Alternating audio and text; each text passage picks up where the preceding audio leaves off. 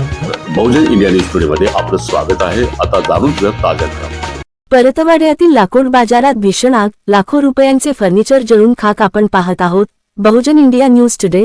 चला तर पाहूयात आजच्या ताज्या बातम्या।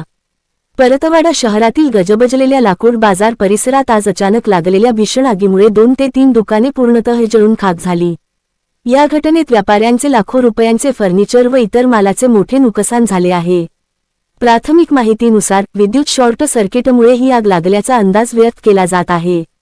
लाकूड व ज्वलनशील साहित्य मोठ्या प्रमाणात असल्याने आग काही क्षणातच भडकली व परिसरात धुराचे लोट पसरले। आगीची माहिती मिळताच अचलपूर, चांदूर बाजार व अंजनगाव सुर्जी येथील अग्निशमन दलाला पाचारण करण्यात आले। घटनास्थळी दाखल झालेल्या अग्निशमन बंबांनी शर्थीचे प्रयत्न करून आगीवर नियंत्रण मिळवले।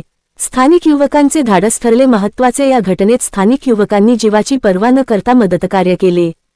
त्यांच्या सतर्कतेमुळे आग शेजारील दुकानांपर्यंत पसरण्यापासून रोखण्यात यश आले, अन्यथा नुकसान अधिक वाढले असते। घटनेची माहिती मिळताच पोलीस व नगरपालिका प्रशासनाचे अधिकारी घटनास्थळी दाखल झाले।